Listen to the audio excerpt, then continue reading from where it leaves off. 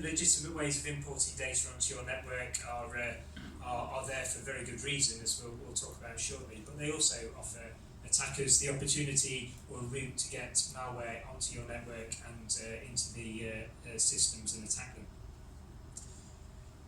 But also importing data onto your network is very essential for business.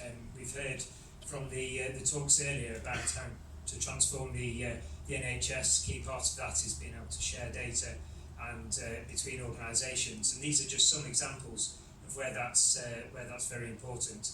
And the solution to this is not to stop sharing data or not to stop importing data onto networks. It's to find a way to reduce those risks. So we've got some examples up there. One relating to health is GP surgeries uploading care records onto the NHS network, for example. But then there's also one that we all use pretty much every day, which is email and sending attachments to share data between organisations, and that is effectively importing data onto your network from untrusted third parties.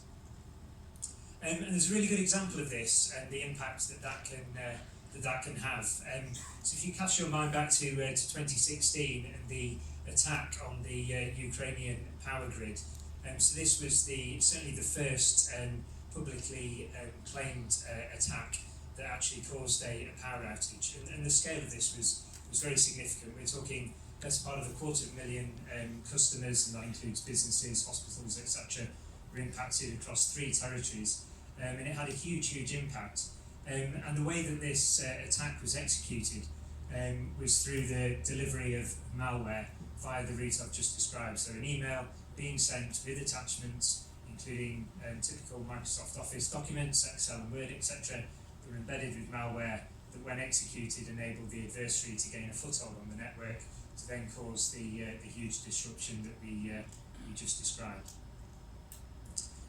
So there's obviously a risk importing data onto networks, but as I said, and as we all acknowledge, it's a key part of running our businesses smoothly and operating and transforming organisations and benefiting from being able to share data. So is there a way that we can reduce the risk? Well, yes, there is. There's an architectural pattern which the NCSC published online last year, which I don't have time to go into the details of, but as you can see there, it involves various stages for processing the data, transforming it, and effectively neutralising the impact. But this level of protection comes at a cost. So to implement something like that, and it's something that we've done for numerous customers to varying degrees, requires infrastructure for it to run on. It requires a support organisation to support that infrastructure. It needs to be segregated away from the main network, and it needs to be monitored as well. And all of that costs us a significant amount of money. However, we believe there is a better way which can help control those costs and reduce them significantly. And that's why we've developed our Safe Data Import service. And this is something that we're launching right now, and it's an entirely cloud-based solution, so there's no physical infrastructure to support or to procure or provision. The software that needs patching, but the infrastructure itself is maintained by the cloud provider.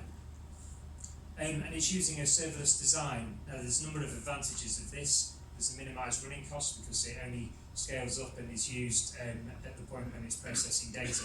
There's also a security benefit as well. So there's a reduced attack surface because there's not an ongoing system that's running in the background.